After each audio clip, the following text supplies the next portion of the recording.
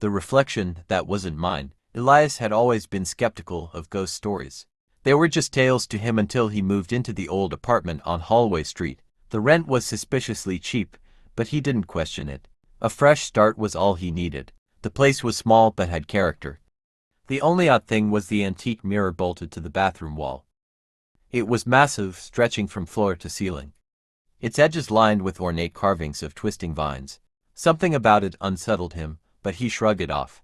The first night, he barely noticed the whispering, a soft, distant murmur just as he drifted off to sleep.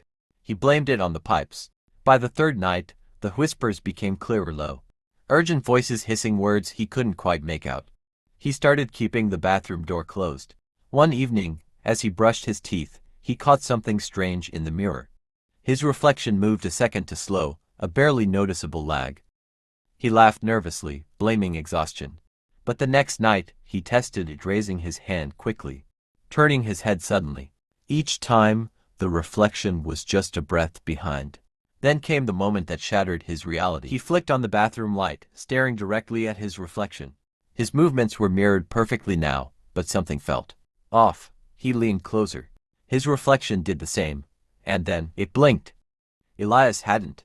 A cold dread crept up his spine.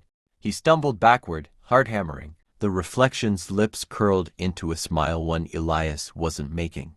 Then it raised its hand and pressed it against the glass. A handprint appeared on his side of the mirror. Elias ran.